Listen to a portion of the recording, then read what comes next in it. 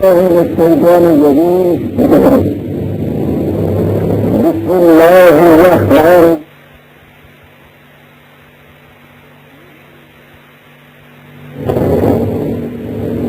اور فروری 1972 کی 27 تاریخ ہے اور درس قرآن کریم کا آغاز سورہ الاعراف کی 11ویں آیت سے ہوتا ہے 7/11.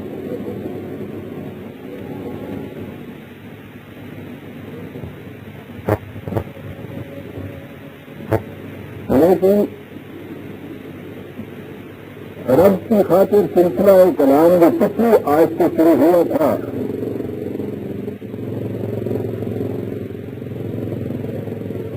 اس کا تھوڑا سا ذکر ضرور ہے. ویسے بھی بات آخری آیت کو تشریح ہو رہی تھی. آیت یہ تھی وَلَقَدْ مَكَّنَّاكُمْ فِي الْأَرْضِ وَجَعَلْنَا لَكُمْ فِيهَا مَعَايِشَ قَلِيلًا مَا تَشْكُرُونَ. ہم نے تمہیں زمین میں تمکن عطا کیا. تمکن اختیار کو کہتے ہیں, پاور کو کہتے ہیں, کنٹرول کو کہتے ہیں, کسی کو اسٹیبلش کرنا کسی جگہ کہتے ہیں. اور تمکن کرنا تو آپ جانتے ہیں. اقتدار دیا, کنٹرول دیا, پاور دی. اور اگلی چیز جو اہم اس میں آئی وہ ہے کہ اس میں ہماری زندگی تمہارے لیے ہم نے پیدا کیا معیشت, معاش. یہاں تمکن اور معاش یہ دونوں چیزیں ہیں. آج کے دور میں جسے آپ سیاسی اور معاشی نظام کہتے ہیں وہ دونوں چیزیں غیر کے اندر ہیں. تمکن سے عرض دیا یہ سیاسی کنٹرول یا پاور یا اقتدار ہے, اور اس کے بعد معاشی نظام اس کے اندر تمہارے لیے رکھا. تو وہ دو چیزیں اس آیت میں ہیں اور اس کی ہی وضاحت آگے چلتی ہوتی ہے.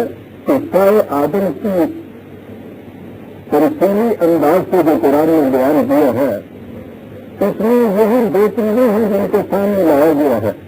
لیکن وہ بات میں نے کہا ہے کہ وہ تکلیف کا پہنچ نہیں پہنچی تھی, وہ تھا قلیل بات تشکرون. عام ترجمے کے اعتبار سے جو بہت بڑے لوگ ہیں وہ فکر کرتے ہیں. اس لیے کہ کچھ بات کرنی پڑی اس لیے کہ ہمارے یہاں شکر کرنا بڑی نہیں ہوتی ہے کہ اللہ تیرا شکر, اور اس کا اظہار ہوتا ہے عام طور پہ کھانے کے بعد الحمدللہ, شکر الحمدللہ, شکر ہے پھر الحمدللہ. آپ سوچیے ذرا, غور کیجیے, ذہن کو غور دیجیے, اس سے زیادہ بھی شکر کی کوئی نہیں آپ کے یہاں آتی. ایک اور ہوتی ہے وہ بھی آگے بات آئے گی. صبر شکر جب انتہائی مجبوری کا عالم ہو تو اس وقت یہ ہوتا ہے کہ میں اس چیز کو صبر شکر کر کے میں بیٹھ رہا ہوں, میں کیا کر سکتا تھا اس کا. یہی لفظ آپ کو ذہن میں آتا ہے نا شکر کا. بہت فل ہونا, انہوں نے ترجمہ کر لیجیے, تھینکفل ہونا, یہ کہہ لیجیے, کیا نہیں ہے اس دن سے تمکن دیے تمہیں اور معیشت کا سامان دیا, لیکن بات تھوڑے ہیں جو تمہیں سے تھینکس ادا کرتے ہیں. تھینکس کرنے کے لیے ایسی نکلتے ہیں کیا اللہ تیرا شکر ہے. یہ کون سی ایسی بڑی مہم ہے جس سے مطلب کہا کہ یہ بہت تھوڑے دیر ایسے نکلتے ہیں. اور تمکن سے ارب ہے, معاشی نظام ہے, اس میں یہ کہا جاتا ہے کہ بہت تھوڑے سے ہیں پھر جو شکر کرتے ہیں.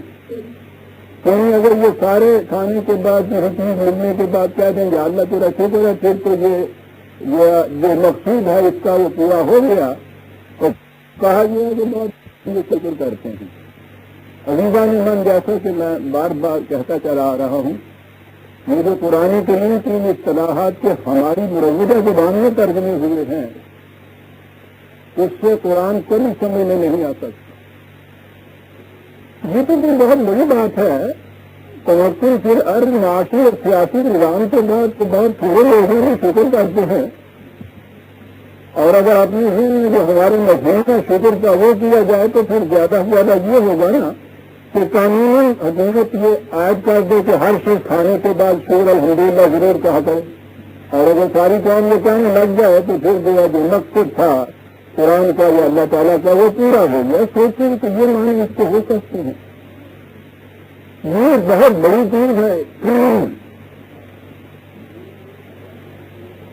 سب سے پہلے قرآن کی ان اصطلاحات کا مفہوم متعین کرنا بڑا ضروری ہے قرآن کو سمجھنے کے لیے۔ عزیزان ایمان، اپنے ذہن میں جو کانسیپٹ ہمارے ہاں تصورات ہیں ان الفاظ کے، ان اصطلاحات کو، ان سے قرآن سمجھ میں نہیں آ سکے گا، اور ترجمے میں وہی لفظ آئے ہوئے ہیں جو تصور ہمارے ذہن میں،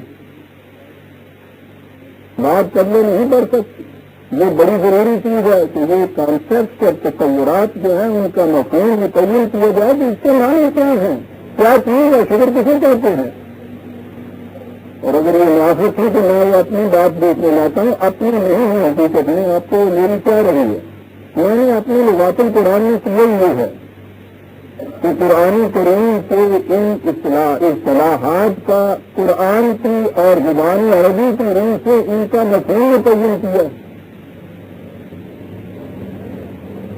روزانہ نزول قرآن کے اندر وہ لوگ جو چیزیں آنے اور آسانی سے سمجھ گئی ان کی ضرورت نہیں بہت ساری کو سوچنے کی۔ قرآن یہ ہے کہ اس زمانے میں الفاظ سے مفہوم کیا دیا جاتا تھا، اور قرآن نے پھر اسے جو اپنے یہاں استعمال کیا ہے وہ اپنے معنی آپ واضح کر دیتا ہے۔ مختلف مقامات سے ایک ہی لفظ کو بار بار لا کے اپنے معنی واضح کرتا ہے۔ قرآن سمجھنے کا طریقہ یہ ہے عزیزان ایمان، میں بے فکر کا رونا کرتا ہوں محاورہ عرب اور تصریف آیات۔ یہ دیکھیے کہ زبان کے اعتبار سے اس دور میں ان الفاظ کے معنی کیا سمجھ میں آتے تھے اور کیا ان کے معنی ہوتے تھے، اور قرآن نے انہیں کن معنی میں استعمال کیا ہے۔ محاورہ عرب کی روح سے شکر کا بنیادی مفہوم ہوتا ہے خود تھوڑی سی چیز لینا اور اس کو زیادہ سے زیادہ بھرپور نتائج پیدا کرنا۔ ایسی اونٹنی یا بکری جو کھائے تو تھوڑا اور دور سے پھل بھرے ہوئے ہیں اس کے، وہ شاکر ہوتی۔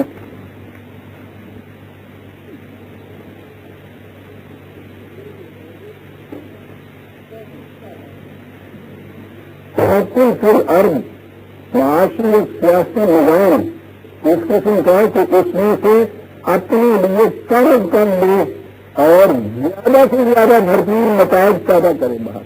یہ جو باہر کے موسم میں اب جو شاخیں پھوٹیں گی وہ آپ دیکھتے ہیں کس قدر بھرا ہوا ہوتا ہے وہ درخت، یہ مشکور ہوتے ہیں یہ درخت۔ کہتے تھے قدرت سوچیں عزیزان ایمان، میں کہتا ہوں صرف اتنی سی بات سے، اتنی سی چیز سے بات سمجھ میں آ جاتی ہے کہ کیا کیا گیا ہے یہ قرآن۔ کنیکٹنگ فلور پر معاشی نظام وہ تو ہم نے دیا، لیکن یہ انسانوں کو بس میں جب یہ پڑا تو اس کے بعد بہت سے کم لوگ تھے تاریخ میں جنہوں نے اس نظام سے مویشی سامان جس سے کا استعمال اس طرح سے کیا کہ اپنے لیے اس میں سے کاغذ کریں اور زیادہ سے زیادہ بھرپور نتائج دوسروں کے لیے اس کو پیدا کریں، باہر چھوڑے ایسے نظر آئے۔ تو نظارے دیکھتے ہیں قرآن نے کن مقامات سے اس کا استعمال کیا۔ اگر کہ سلیمان علیہ السلام بنی اسرائیل کی تاریخ میں وہ حضرت داؤد اور حضرت سلیمان علیہ السلام کے زمانے میں ان کی شوقت و خطرت اور حسرت انتہائی بلندیوں پر پہنچ گئی۔ اس دور میں جب انہیں تمکن اور معاشی سہولتیں اتنی زیادہ حاصل تھیں، حضرت سلیمان کا واقعہ کرا آتا ہے پورا 27/19 وہ چلے جا رہے ہیں، لشکر کشائی ہے، وہ سبا کی طرف جو جا رہے تھے ملکہ سبا کی طرف، تو راستے میں ایک وادی سے گزرے، یہ تو جب باتیں آئیں گی تو اب کریں گے وادی غنم کسی کہتے ہیں، ہمارے یہاں اس کا ترجمہ چینٹی کیا اور اس کے بعد یہ کہا کہ وہ چلے جا رہا تھا، تیسری نے کہا بھاگو دوڑو دلی میں گھس جاؤ، لشکر آ رہا ہے کچل دیں گے. خیر یہ بات اور ہے. کسی فتوے کے باوجود شوکت سلیمانی جو حاصل ہوئی اور وہاں یہ دیکھا کہ ایک قبیلہ ایک قوم جو راستے میں کرتی ہے ان کی کیفیت بھی ہوئی کہ انہوں نے یہ کہا کہ الگ ہو جائے راستوں سے. وہ ایک بہت بڑا جیت لشکر آ رہا ہے، ان کا مقابلہ نہیں کیا جا سکتا. اس مقام کے اوپر قرآن یہ ہے کہ حضرت سلیمان نے جب یہ دیکھا کہ اتنی بڑی شوقت خطلت کی مجھے عطا کی تو یہ جتنے راستے میں آنے والے جو قبائل قومیں مخالف کرتے تو مملکتیں ہیں وہ سامنے ٹھہر نہیں سکتی. یہ مکان جو تھا وہاں اس نے یہ کہا وقال رب اعوذنی ان اشکر نعمتک التی انعمت علی.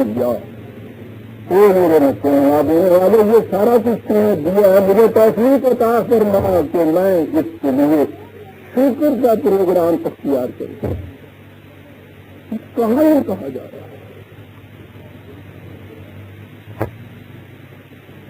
شکر اگر یہی تھا وہ ہم کرتے ہیں تو یہ تو ایک عمر تھے، یعنی وہ جو کھانے کے بعد جانا کرے شکر نہیں کرتے ہیں. اگر یعنی اس طرح سے دعا مانگی جا رہی ہے، آرزو پیدا ہو رہی ہے یا اللہ یہ ایک بڑی مہم ہے جو تم نے مجھے اتنی بڑی مملکت عطا کر دی، اتنی بڑی فطرت، اتنا بڑا تمکن کے دور میں یہ تو بہت بڑی ذمہ داری میرے سر کے اوپر عائد کر دی تھی نے. یہ تو اس نے دیا ہے تو مجھے توفیق نہیں دینا کہ میں شاکر ہو جاؤں. ساری قدم آگے چل کے یہی 27 میں آئے 40 میں پھر ملکہ سبا کے ساتھ ٹکراؤ جب ہوتا ہے تو اس کے بعد وہ سستا الٹ دیا جاتا ہے، اس کا وہ سرنڈر کر کے آ جاتی ہے سامنے. بہت سبا کی مملکت بہت بڑی تھی اس دور میں، ہسٹری کی آپ پوچھیں سبا کی جو مملکت وہاں آنے کے بعد وہاں بھی یہ چیز پائی جاتی تو یہ چیز مجھے اتنی بڑی فطرت اور مملکت عطا کر دی اور یہ ایک اور مملکت بھی ہے وہ بھی سرنڈر ہو کے آ گئی.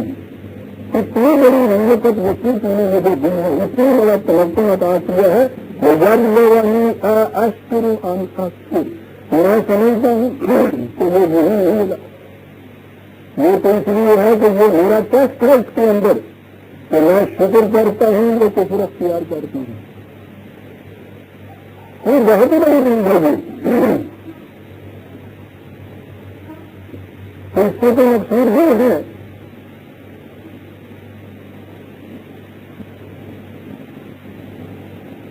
اور اگلی چیز یہ ہے کہ ومن شکر فإنما یشکر لنفسہ ومن کفر فإنها تجزی غنی کریم. تو بات اصل میں یہ ہے کہ یا اللہ تیرا تو کچھ نہیں بگڑا ہوا، یا اللہ تیرا شکر کیجیے تو تو راضی ہو گیا، نہ کریے تو ناراض ہو گیا. کوئی بات نہیں. یہ تو ایسی چیز ہے کہ یہ ایسا عمل ہے، ایسا پروگرام ہے کہ جو کچھ وہ کرے گا اپنی ذات کی نہیں کرے گا. کیا بات ہے؟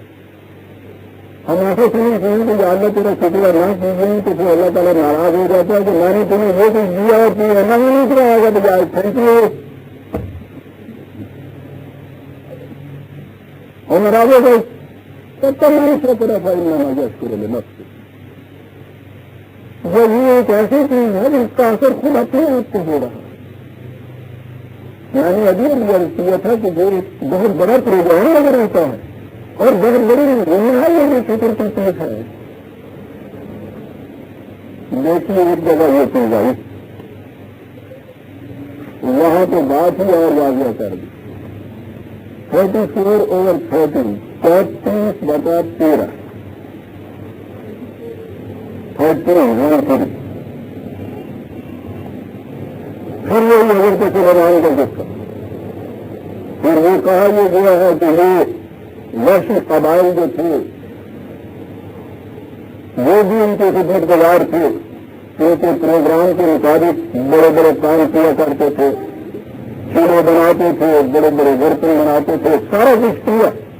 کہا کہ اتنی بڑی قوت، اتنا بڑا تمکن اسے حاصل ہو گیا ہوا تھا. کہا کہ یہ دیکھو کتنا بڑا اقتدار یہاں حاصل ہے. یہ قومی بھی قومی تمہارے پروگرام کے ذریعے کار لانے کے لیے سرگرمی عمل ہے، تمہارے اقتدار کے تابع ہیں، اور اس کے بعد ہے جو الفاظ میں کہہ رہا ہوں من 34/13 سے اور انہیں بھی دیکھیے گا اور پوچھیے گا بھی ان لوگوں سے تو ذرا اس کو میں سمجھائیں۔ اعلیٰ باعود شکرن، اے نبی عمل کرو، کام کرو، اے آل داؤد، اے داؤد کو گھرانے کے لکھے، اے سلیمان اس صاحب سلطنت اور سطوت اور اس معاشی نظام کو جتنے مالک بنا دیے گئے ہو، اے نبی اعلیٰ داؤد شکرن۔ کنسٹرکشن نہیں سمجھنے نہیں آتا رحمان، اگر وہ کو شروع کرے تو کام کرو، اعلیٰ داؤد شکر کریے،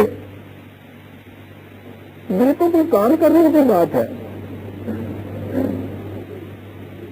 وہ کرنے کے اعتبار سے ہم نے اپنے یہاں شکر کرو، وہ کرنا ہم نے لے لیا، شکر کرو۔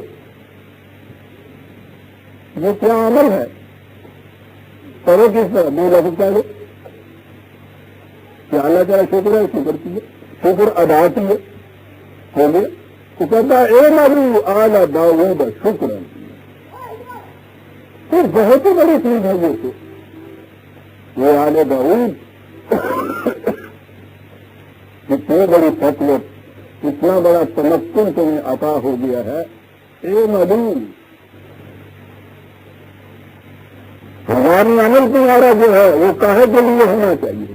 شکرن، اس مقصد کے لیے ہونا چاہیے۔ وہ قلیلاً من عبادی الشکور، واقعی یہ کہا تو یہ ہے کہ بہت تھوڑے ایسے نکلتے ہیں جو اس شخص کو پوری کرتے ہیں، تو بہت ہی بڑی چیز ہے۔ چیز یہ کیا ہے؟ یہ جو میں نے ابھی رکھی ہے اس کے بنیادی میں نے لے دیے محاورہ عرب کے سے، تو یہ اتنا چیز جو ملا ہے تمہاری اپنی بات کے لیے نہیں ہے۔ یہ پروگرام یہ ہے کہ اس میں سے تو بقدر ضرورت کامل کم دو، یعنی یہ بھی ان کے یہاں ان کے روشنی کی ہوتی یا بکریوں کی کھودی ہوتی تو ہمارے یہاں یہ ہے کہ بہت تھوڑا سا کھاتے اور بہت زیادہ دودھ دے۔ پروگرام یہ کرنے سے کہ اپنی ذات کے لیے بقدر کفاس بقدر ضرورت کامل کام سنتے۔ میری حضرت نے سے پوچھا گیا کہ خلیفے کا کتنا حق کا بیت المال، اس نے کہا کہ پہلی چیز تو یہ ہے کہ وہ بیت المال جو ہے اس کا روپیہ نہیں رکھنا چاہیے جو تین کے مال کی طرح ہے۔ قرآن نے بھی کہا ہے کہ اس کی حفاظت تمہاری ذمہ ہے، اگر تمہارا الگ انتظام کھانے پینے کا ہے تو اس میں سے کچھ نہ دو، اور اگر نہیں ہے تو پھر اتنا سا دو کہ جتنا تمہاری بقدر قانون کی ضرورت کی بقدر ہے۔ انہوں نے کہا کہ میں تمہیں سمجھتا ہوں کہ سربراہ مملکت کا حق اس مملکت کے بارے میں اتنا ہے، اور پھر اس کے بعد خود متعین کر دیا کہ ایک بیڑا سردی کا، ایک بیڑا گرمی کا، صبح شام کا وہ کھانا جو عام مزدور کا ہوتا ہے اور حج کے لیے سواری، اور اس سے غائب جو ہے وہ سارے کا سارا تمہارا۔ سمجھنے نہیں آتی والے مان، اگر یہ ہو تو شکر کرو، تو کام کرو آل داؤد شکر کے لیے۔ یہ تو کوئی کام کرنے کی بات ہے، وہ کرنے کے اعتبار سے ہم نے اپنے یہاں شکر کرو، وہ کرنا ہم نے لے لیا، شکر کرو۔ یہ کیا عمل ہے؟ کرو کس طرح؟ دو لفظ کہہ دو کہ اللہ تعالیٰ شکر ہے، شکر کیے، شکر ادا کیے، ہو گئے۔ تو کہتا ہے اے نبی اعلیٰ داؤد شکر، تو بہت ہی بڑی چیز ہے یہ۔ تو یہ آل داؤد اتنی بڑی فطرت، اتنا بڑا تمکن تمہیں عطا ہو گیا ہے۔ اے نبی میدان عمل تمہارا جو ہے وہ کاہے کے لیے ہونا چاہیے؟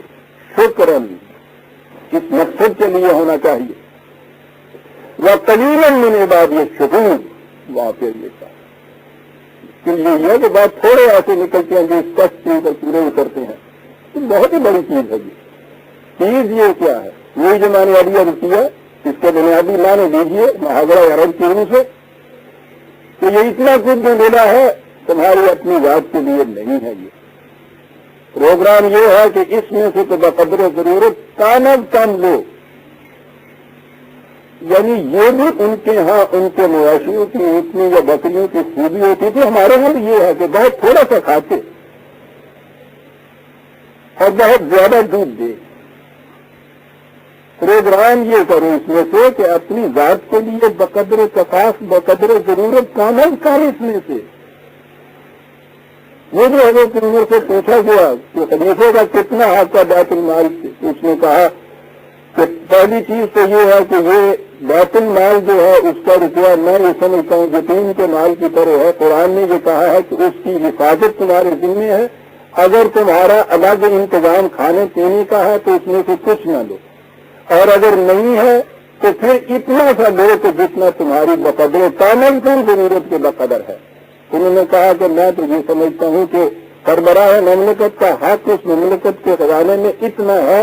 اور پھر اس کے بعد خود متعین کر دیا ایک جوڑا سردی کا ایک جوڑا گرمی کا، صبح شام کا وہ کھانا جو عام مزدور کا ہوتا ہے اور حج کے لیے سواری، اور اس سے زائد جو ہے وہ سارے کا سارا تمہارا.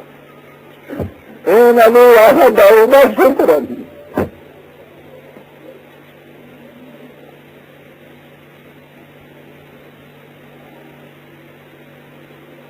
یہ ہے نظام، یہ ہے پروگرام.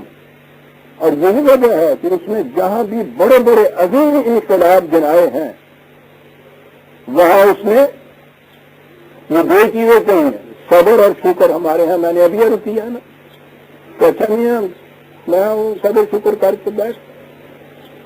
صبر تو آپ کو معلوم ہی ہے پہلے کہ میرا صبر زیادہ سے زیادہ میں صبر کروں کیا کر سکتے. انتہائی مجبوری، بے بسی کا نام، بیکاری کا نام صبر کرو بھائی صاحب. اور اس کے ساتھ یہ شکر کی ساری بات. شکر کے معنی یہ ہوتے ہیں ہمارے ہاں کہ جو کچھ مل رہا ہے اس پہ قناعت کرو، اس سے زیادہ کے متعلق کبھی دل میں بات ہی نہ آنے دو. یہ سب شکر ہو گیا. خبر جی جتنی مصیبتیں پڑتی ہیں ان کے خلاف ہاتھ تک نہ اٹھائے، جھیل پہ چلے جاؤ. دیکھیے 3 مقام کو قرآن لایا ہے. یہ الفاظ 14/5 14/5 وَلَقَدْ أَرْسَلْنَا مُوسَىٰ بِآيَاتِنَا أَنْ أَخْرِجْ قَوْمَكَ مِنَ الظُّلُمَاتِ إِلَى النُّورِ. اتنی عجیب چیز ہے. موسیٰ کے ذمے ہم نے یہ پروگرام لگایا، یہ ڈیوٹی لگائی، یہ فریضہ لگایا کہ جاؤ. قرآن اور اس کی قوم نے بنی اسرائیل کی قوم کو بری طرح سے کچل رکھا ہے. جاؤ اور اس قوم کو تاریکیوں سے نکال کے روشنی کی طرف لے آؤ. کیا کہہ دیا ہے سر؟ دوسروں کی غلامی سے نکال کر آزادی کی فضاؤں کے اندر کسی قوم کو لے آنا، تاریکیوں سے روشنی کی طرف لے کے آنا ہے. کتنا بڑا کام حضرت موسیٰ کے ذمہ لگایا گیا ہے. کرو کیا اس کے لیے پروگرام کیا ہے؟ وَذَكِّرْهُمْ بِأَيَّامِ اللَّهِ. یہاں کہا گیا ہے کہ دیکھو ایام اللہ کے دن اس کا ترجمہ ہے. کون سا دن ہے جو اللہ کا نہیں ہے؟ عربوں کے ہاں ایام تاریخ کے ان واقعات کو کہا کرتے تھے جس میں کوئی بڑا عظیم انقلاب آیا ہو. یہاں ایام اللہ کہا ہے. وہ انقلاب، وہ عظیم انقلابات کہ جو خدا کی حکومت کو کام کرنے کے لیے دنیا میں برپا کیے گئے تھے. ذکرہم بایام اللہ. انہیں یاد دلاؤ تاریخ میں ان انقلابات کی جو اس مقصد کے لیے بروئے کار آئے تھے. ان میں یہ ایک انقلاب بھی تھا جو حضرت موسیٰ علیہ السلام کے ہاتھوں فرعون کی شکست کے لیے آیا. یہ بھی ایام اللہ. ذکرہم بایام اللہ. کیوں ایسا کرو؟ وہ الفاظ اب آئے. ذالک ان فی ذالک لآیات. ان انقلابات کے اندر، ان انقلابات کی تاریخ کے اندر بہت بڑی نشانیاں ہیں ان کے لیے. لکل صبار شکور. صبار صابر سے بھی اگلا درجہ صبار. شکور شاکر سے بھی اگلا درجہ. وہ جو انقلابات سماجی کے ہم تذکرے کر رہے ہیں تاریخ میں بھی ان کو دیکھو، ان کی یاد دہانی ان کو انہیں کراؤ. اس میں اس قوم کے لیے جو صبار و شکور ہے، اپنی منزل تک، اپنے نصبلان تک پہنچنے کے لیے راستے کی بڑی بڑی نشانیاں ان کو ملیں گی. یہاں قومی صبار و شکور کہا ہے.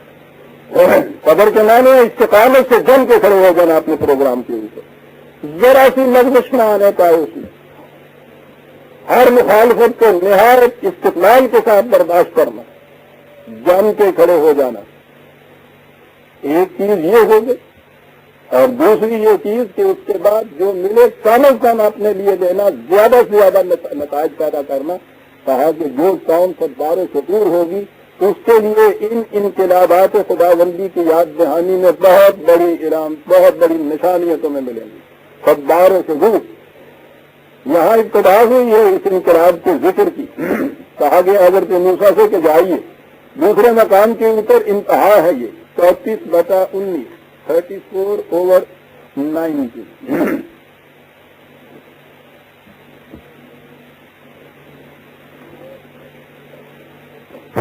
میں نے کہا نا کہ یہاں معاش کا ذکر ہے، معاشی نظام کا بھی ذکر ہے سیاسی کے ساتھ. قوم سبا کا ذکر ہو رہا ہے. کہا یہ کہ ان کی اکانومی ایگریکلچر تھی، زراعت کے اوپر ان کا دار و مدار تھا اور بڑی اچھی کھیتی باڑیاں کرتے تھے. اس کے بعد ان کو چسکا پڑ گیا تجارت کا.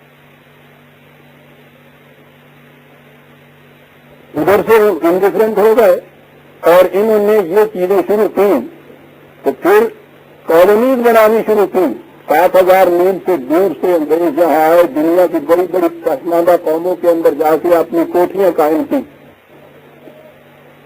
یہ تجارت میں حقیقت میں دوسری قوموں کو غلام بنانے کے لیے ابتدائی قواعد. عجیب چیز قرآن کہہ گیا، کہتا اچھے بھلے زراعتی پروگرام کے مطابق نہایت خوشحال زندگی بسر کرتے تھے. اس کے بعد یہ جو چسکا پڑا تجارت کا، تو تجارت کو انہوں نے تجارت ہی نہیں رکھا بلکہ کالونائزیشن بنا لیا. کیا عجیب چیزیں ہیں. فقالوا ربنا باعد بین اسفارنا. کہا یہ کہ ہر دور دور تک چلے جائیں پھر اپنی تجارت کرنے کے لیے، اور کنٹریز کے اندر اور ملکوں کے اندر وہاں جا کے کالونیز اپنی بنا لیں. وَظَلَمُوا أَنفُسَهُمْ.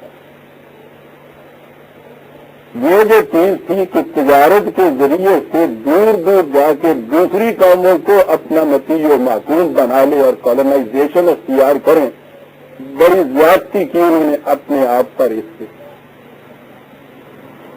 قرآن بیچ کی کڑیاں چھوڑتا ہے، وہ کڑیاں دوسرے مقامات پر آتی ہیں. کہا کہ اس کا نتیجہ کیا ہوا؟ فَجَعَلْنَاهُمْ أَحَادِيثَ وَمَزَّقْنَاهُمْ كُلَّ مُمَزِّقٍ. انجام اس کا یہ ہوا کہ قوم تباہ ہو گئی، اس کی داستانی صرف باقی رہ گئی. تباہ کیسے ہو گئی؟ ٹکڑے ٹکڑے ہو گئی قوم، کفر کے پڑ کے ٹکڑے ٹکڑے ہو گئی. ان کی صرف داستانیں باقی رہ گئی، کہانیاں باقی رہ گئی، قوم مٹ گئی. وَإِنَّ فِي ذَلِكَ، اس کے اندر دیکھیے تو صحیح، لَآيَاتٍ، بہت بڑی نشانی ہے بات سننے کی، لِكُلِّ صَبَّارٍ شَكُورٍ. ہر قوم صبار و شکور کے لیے بہت بڑی انعامات ہیں ان کے اندر، بہت بڑی نشانیاں ہیں بات کے سمجھنے کی جو ہم یہ کہہ گئے ہیں. آپ نے غور فرمایا عزیزا نا ان کے شکر کے معنی کیا ہے؟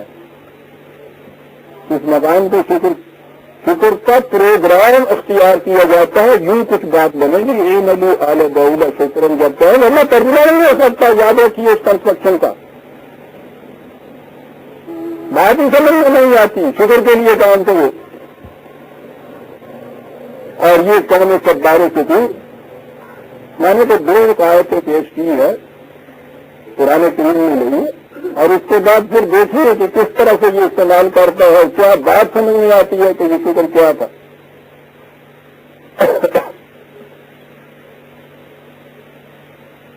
یہ تو آن سمجھ میں آ سکتا ہے جی. من بعد میں آتی جو ہمارے سامنے یہ آیت تھی، جعلنا لکم فیہا معائشہ قلیلا ما تشکرون.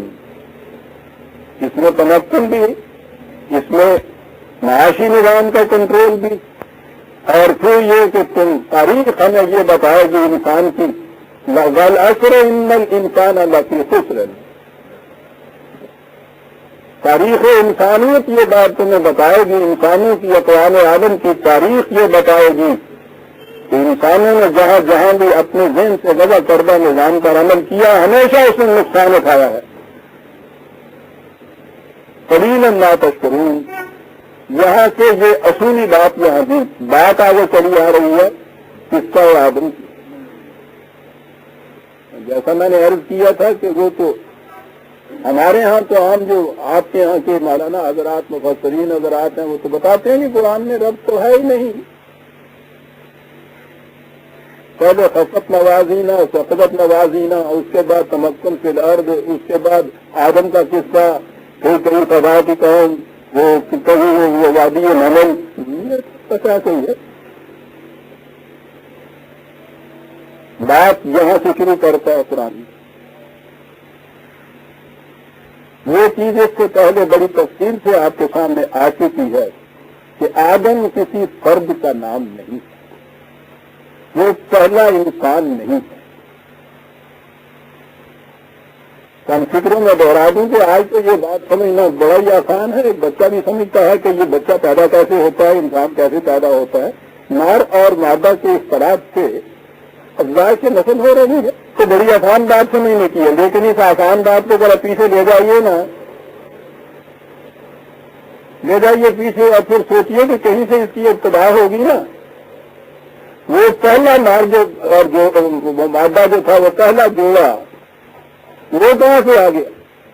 اگلے بچے کا تو ہمیں پتا ہے کہ کیسے اب آ جاتا ہے.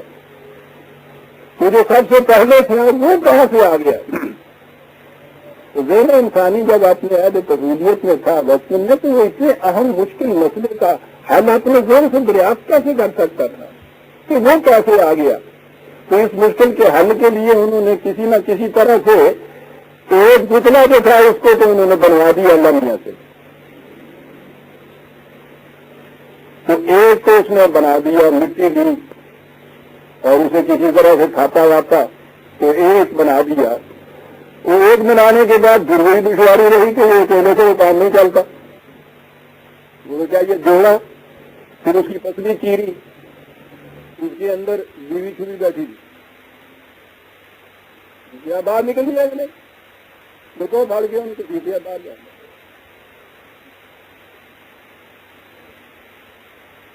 بہرحال چونا بھی نند حقیقت رہے افسانہ کے نند. ہم بھی اس دور میں ہوتے تو ایسی باتیں کرتے نا. یہ کوئی ہمارا کمال نہیں ہے کہ آج دنیا کی انسانی علوم، سائنس کے علوم میں اتنی ترقی کر دی ہے کہ آج وہ 2 اور 2 4 کی طرح ہمیں سمجھا سکتے ہیں کہ یہ ابتدا کیسے ہوئی تھی اس کی. پہلا ایک الگ جوڑے بنانے کی ضرورت نہیں تھی، نہ مٹی گو کے اس میں سے ایک پتلا کھڑا کرنے کی، نہ اس کی پتلی سے نکالنے کی. وہ چیز آج جو سائنس کی ان انکشافات اور تحقیقات میں یہ جو چیز جسے آپ تھیوری آف ایوولوشن کہتے ہیں وہ سامنے جب آئی ہے تو قرآن کریم کی آیات چمک کر سامنے آ گئی ہیں. سارے قرآن میں عزیز عالمان وہ تھیوری آف ایوولوشن موجود ہے. ان اصطلاحوں کے ساتھ موجود ہے جو آپ کو سائنٹسٹ کو آج اختیار کرنی پڑی ہیں.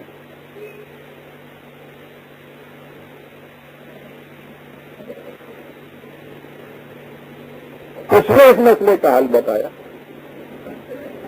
بہرحال میں نے عرض کیا تھا کہ قرآن میں جب پھر یہ قصہ آتا ہے ہمارے یہاں تو اس کی تشریح جو ہوئی قصے کی وہی تورات کی روح سے ہوئی کہ اس میں وہی آدم اور حوا کا قصہ موجود تھا. ہمارے ہاں بھی وہی چیز لیتے چلے آئے. بہرحال یہاں سوال یہ ہے کہ آپ دیکھیے جو بات یہاں سے شروع کی ہے قدم قدم پہ یہ بات واضح ہو جاتی ہے کہ وہ کوئی آدم ایک پہلا انسان نہیں جس کی بات شروع ہوتی ہے. وَلَقَدْ خَلَقْنَاكُمْ ثُمَّ صَوَّرْنَاكُمْ. یہ دیکھیے ہم نے تمہیں پیدا کیا. وہ کون کیا ہے؟ یہ تو سارے انسان ہیں. تمہیں کسی ایک بشر کو نہیں، کسی ایک پتلے کو نہیں، کسی ایک فرد کو نہیں خلقنا تم. لیکن یہی خلا کا فضلنا تم جو ہے، اسی میں تو ایک بات راز کی کہہ گیا. تخلیق کے معنی ہوتا ہے جو مٹیریل موجود ہو کہیں اس میں خاص پرپورشن نسبت توازن قائم کر کے ایک نئی چیز وہاں سے پیدا کر دینا. لیکن قرآن نے دوسرے مقام میں یہ کہا ہے بڑا خلق الانسان من طین. یہ ابتدائی چیز ہے، اس طرح سے جو شروع ہوئی تخلیق. یہ نہیں کہ وہ بن کے کھڑا ہو گیا، بلکہ اس سلسلہ تخلیق کی ابتدا اس طرح سے تھی. تو بہت سی شکلیں ایسی نظر آئی کہ یہ دور جو تھا پہلا تدریجی ارتقاء کا، ایولیوشن کی پہلی سٹیج، اس میں یہ ایسا نظر آتا ہے کہ یہ اس شکل کے اندر انسان نہیں تھا. خلقناکم، ابتدا تو ہم نے کر دی، تمہاری تخلیق کی. وہ لائف سیل جو ابتدائی ہیں جنہیں نفس واحد قرآن نے کہا ہے، وہ ایک یونیٹری سیل، پھر اس کا سسٹر سیل کے اندر ٹکڑے ہو کے زیڈ بن جانا، وہاں سے پھر آگے سلسلے کا چلنا. وہ بات بہرحال بڑی لمبی ہے، لیکن قرآن نے کہا یہ ہے خلقناکم. پہلے یہ کہا کہ تمہاری ابتدا تو تخلیق کی ہم نے کی، لیکن تمہیں یہ ابھی انسانی فوراً عطا نہیں کی گئی تھی. وصورناکم، آخری درجہ یہ تھا کہ تمہارے کو شکل بھی ہم نے عطا کر دی. تو نظر آتا ہے کہ صورناکم سے پہلے خلقناکم کی اسٹیج شروع ہوئی تھی، لیکن ابھی وہ کسی فارم میں انسانیت کے پیکر میں نہیں آئی تھی وہ شکل.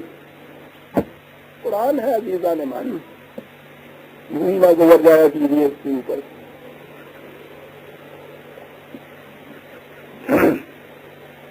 بہرحال اب وہ آدمی کی سرگزشت بیان کر رہا ہے، کسی آدم کی سرگزشت نہیں بیان کر رہا. وہ جو عربی میں آدم کا لفظ ہے، آپ کے ہاں آدمی ہے وہی لفظ. آدمی کی سرگزشت یہ ہے، اسے بنایا قلنا للملائکۃ اسجدوا لآدم فسجدوا الا ابلیس.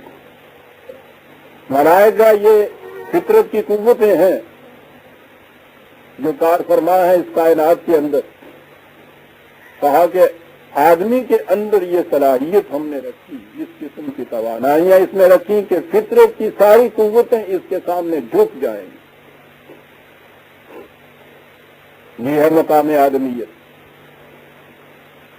فطرت کی قوتیں کائنات کے اندر جہاں جہاں بھی کوئی فطرت کی فورسز آف نیچر ہے وہ سب اس کے سامنے جھک سکتی ہیں، لیکن خود اس کے اپنے اندر ایک ایسی چیز ہے کہ وہ کنڈکٹ سرکشی اختیار کر لیتی ہے. وہ سرکش جذبات اس کے جانتے بوجھتے کہ یہ چیز غلط ہے، نقصان دہ بھی ہے، پھر سرکشی اختیار کرتی ہے. باہر فطرت کی قوتوں کو اختیار و ارادہ نہیں ہے. اس کے لیے تو صرف ایک قانون معلوم کرنا ہے کہ کس لا کے تابع یہ سرگرم عمل ہے. وہ قانون معلوم ہوگا، وہ خود بخود ہو جاتی ہے اس کے سامنے. انسان کے اپنے اندر کے جذبات جو ہے ان کو اختیار و ارادہ حاصل ہے. وہ چاہے تو جھکے، چاہے تو سرکشی اختیار کر لیں. کہا اس کو اپنے اندر ایک چیز تھی سرکشی اختیار کرنے والی شاید، وہ اس طرح سے نہیں جھکتی. یہ نہیں بات کہ وہ بھی نہیں جھکتی، بلکہ کہا کہ جس طریقے اور پروسیس سے، یہ بڑی گہری بات ہے یہاں آ گئی، کہ جس طریقے اور پروسیس سے فطرت کی قوتوں کو تم جھکا لیتے ہو وہ میکینکل چیز ہے. لیبارٹری میں بیٹھے ہوئے تم کر سکتے ہو، لیکن یہ جو چیز تمہارے اپنے اندر ہے یہ اس طریقے سے نہیں جھکے گی. اس کے لیے طریقہ اور ہوگا، جھکے گی یہ بھی تمہارے سامنے، لیکن طریقہ اس کے لیے اور اختیار کرنا پڑے گا تمہیں. فطرت کی قوتیں انسان کے سامنے اس طرح سے جھکی، اس کے اپنے اندر کے سرکش جذبات جو تھے وہ یوں نہیں جھکے. فسجدوا الا ابلیس، آگے ہے وَلَمْ يَكُنْ مِنَ السَّاجِدِينَ. کیا بات ہے، یعنی یہ نہیں کہ یہ ایک ہنگامی واقعہ تھا، کوئی ایک ابلیس تھا، یہ جھکا نہیں ہے. لڑ کے تم نے بس آگے بھی یہ جذبات سرکش ہے ایسے کہ یہ جھکنے کے لیے ہے ہی نہیں کر. آج خود یہ جھکتے ہی نہیں ہے. لڑ یہ تم نے بس آگے بھی ضروری ہے ہی کہ ہے کچھ فکر کہ یہ آج خود نہیں جھکنے والے. یہ ایک ابلیس نہیں بلکہ یہ جو سرکش جذبات انسان کے جو ہیں یہ ہیں ہی ایسے کہ یہ جھکنے والے نہیں ہیں اس طرح سے. آگے بتائے گا کہ یہ کیسے جھکیں گے. پہلا مان آنا ہے کہ اللہ تصدیق ہوگا امر. وہی تمثیلی انداز ہے چیزوں نے من یاد رکھیے. کسی واقعہ کا بیان نہیں ہو رہا. یہ جو کشاکش یا کشمکش ہے انسان کے سرکش جذبات کی اور قوانین خداوندی کی ہدایت کی، اس کا ایک تمثیلی بیان ہے. ایلاگوری کے لیے یہ چیز بیان کی گئی. کہا کہ تو کیوں نہیں جھوکا جب تجھ سے کہا گیا. اب اس کے بعد اس کا جواب آتا ہے انا خیر منہ خلقتنی من نار و خلقتہ من طین. کہا کہ میں اس سے بہتر ہوں، میری خلقت ناری ہے، شعلہ صرف ہے میرے اندر، یہ تو طین ہے، اس کی بنیادی تم نے مٹی سے رکھی ہے اور آگ افضل ہے مٹی سے. دو باتیں اس میں آ گئی سوچنے. اس جواب کے اوپر آگے اسے کہا ہے قال فاہبط منھا، تو گر گیا اپنے مقام سے، تو راندہ درگاہ ہو گیا.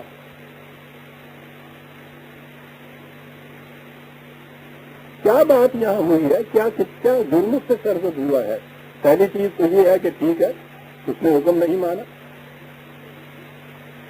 لیکن وہ بات کو سمجھانے کی جب ہوگی. حکم نہیں مانا والی بات سے تو بات نہیں چلتی. جواب دیا ہے اس نے، تو جواب دیا ہے. جواب کیا دیا؟ پہلی چیز تو یہ انسان جو دنیا میں پیدا ہوتے ہیں آپ دیکھیں گے کہ ان کے اندر پیدائشی طور پر اختلاف ہوتا ہے. کسی میں ذہانت زیادہ ہوتی ہے، کسی میں ذکاوت زیادہ ہوتی ہے. کوئی بڑا حسین بچہ ہوتا ہے، کوئی ایسا خوبصورت نہیں ہوتا. اس نے یہ نہیں کہا کہ میرے اعمال ایسے ہیں، میرا کردار ایسا ہے، میرے میرٹس ایسے ہیں جو اس میں نہیں ہے اس لیے میں بہتر ہوں. کہا یہ ہے کہ پیدائشی طور پر میرے اندر جو چیز ہے وہ اس میں نہیں ہے، اس لیے پیدائشی طور پر میں اس سے ہوتا ہوں. قرآن نے کہا کہ یہی معیار غلط ہے دنیا کے اندر.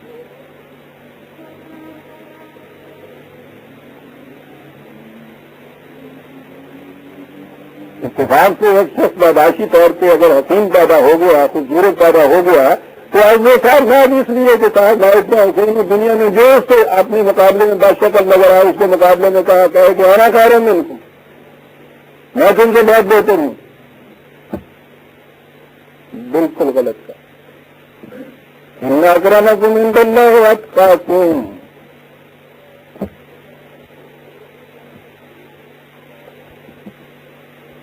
بہتر ہونے کا معیار یہ ہے کہ تمہارے جوہر ذاتی کیا ہیں، ان کی یا پیدائشی تفاوت نہیں، یہ وجہ افتخار نہیں ہے. اسی چیز میں تو آگے جا کے پھر نسب اور حسب کی بنا کے اوپر قومیں اور قبیلے اور ذاتیں اور گوتیں اور براہمن اور شودر اور سید اور پٹھان اور جراہے اور موسی یہ پیدا کر دیے. پیدائشی طور پر یہ سمجھنا کہ میری پیدائش ہوتی ہے یہ غلط چیز. پہلی چیز تو یہ ہوئی. دوسری چیز یہ ہے کہ خود اس کی یہ دلیل نار اور تین اس مٹی نے لازم کہا ہے. دوسری جگہ مٹی جو پانی ملا کے پنجابی کو گوئی ہوئی مٹی کہتے ہیں یہ گونڈی ہوئی جسے آپ کہتے ہیں. آپ دیکھیے ان دونوں کے اندر اس کی دلیل کتنی غلط تھی. یہ جو گندی ہوئی مٹی ہے کمہار کے پاس یہ بنیاد اور مواد ہوتا ہے بہت سی چیزوں کے بننے کا. اس میں تعمیر کی چیز ہوتی ہے. آگ جو ہے وہ جلانے والی چیز ہے، اس میں ریسٹرکشن ہوتی ہے، وہ تقریب کی شے ہوتی ہے. یہ تعمیری پہلو لیے ہوئے ہے. اس نے کہا کہ تم نے یہ سوچا نہیں ہے. تو یہ جو ہے اس کے اندر جو تعمیر کی صلاحیتیں اتنی رکھی ہوئی ہیں کہ گوئی ہوئی مٹی میں پتہ نہیں اس کو لحاظ میں کی بنا دینا دنیا کے اندر کہ کوئی عبد الجاڑو ہر چیز میں پھٹنا سے آگے بتانا میں بڑا یہ معلوم ہوتے پھٹے گی تیرا کیا بات کیا گیا قرآن. تین اور نار کا فرق یعنی جو دلیل اس نے دی ہے اسی دلیل کو پھٹکار کے رکھ دیا ہے کہ کس قدر غلط فہمی ہے تیری. ارے کمہار کی گندی ہوئی مٹی کو یہ کہنا کہ یہ ناچیز چیز ہے، کیا تمہیں پتا ہے کہ اس میں سے کیا کچھ بن جانا ہے. یکے ڈر مانی آدم نگر از من چنے کرسی اقبال کہتا ہے. آدم کے لفظ کے معنی میں اس کے معنی ہے گندی ہوئی مٹی. کہا اس گندی ہوئی مٹی کو ذرا اندر جھانک کے دیکھ، از من چنے کرسی مجھ سے کیا پوچھتا ہے. دیکھ ہروز اندر طبیعت میں خلد، ابھی تو یہ تمہار کے دل کے اندر ہے نقشے جو اس کے بنتے ہیں. چاک کو مٹی رکھی ہوئی ہے اور نقشہ بنا رہا ہے اپنے ذہن میں. ہروز اندر طبیعت میں خلد موضوع سبق روز ہے. ایک دن اس کو کچھ بن جانے دو تو پھر دیکھنا. چنا موضوع سبق ای پیش با اس تانا مضمون ہے. یہ جو اس وقت میں تمام سے مضمون نظر آتا ہے اس کو بن جانے دو. ایک دن جب بنے گا تو یزدارا دل از تاثیر ہوں پرخو سبب روز ہو. یہ وہ شعر بنے گا تو اور خدا کا دل بھی اس کو پور ہو جائے.